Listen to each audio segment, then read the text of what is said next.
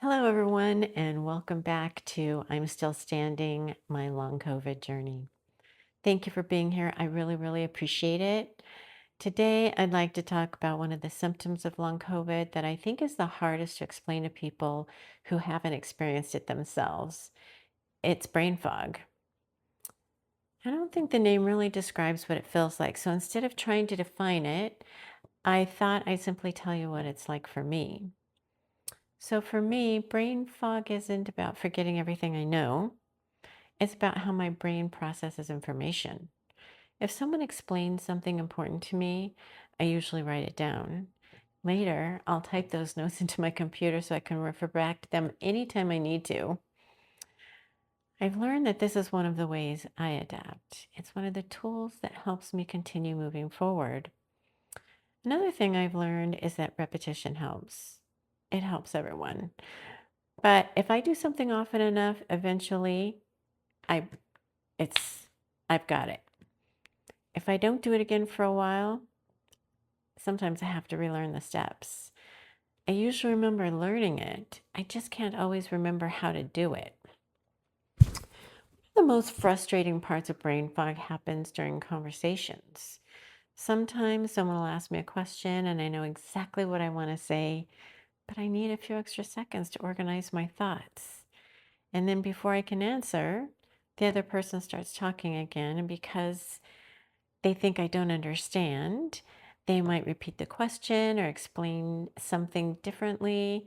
And the problem is, while they're talking, I lose the thought I was trying so hard to hold on to. Then I have to start over. It's hard to describe unless you've experienced it yourself.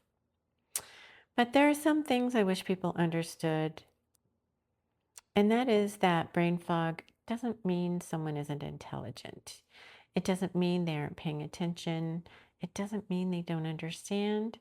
Sometimes it simply means the brain needs a little more time. Brain fog is invisible.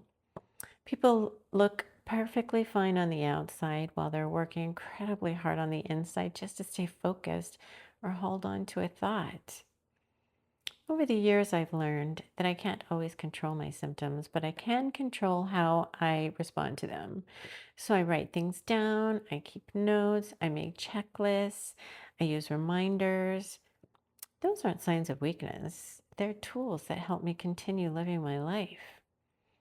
If someone you care about is living with long COVID, I'd like to ask a favor. If they pause before answering, give them a little more time. If they ask you to repeat something, please don't assume they weren't listening. If they write things down, understand that they're simply using the tools that help them to remember. Sometimes a little patience makes a bigger difference than you realize. If you're living with long COVID, I'd love to hear from you. What does your brain fog feel like for you? What has helped you? And what do you wish other people understood? Please share your experiences in the comments. Someone reading your story may finally realize they're not alone. And if you're watching because someone you love has long COVID, thank you. The fact that you're here trying to understand means more than you probably realize. So thank you so much for spending a few minutes with me today. I'm still standing, and remember, in a world where you can be anything, be kind.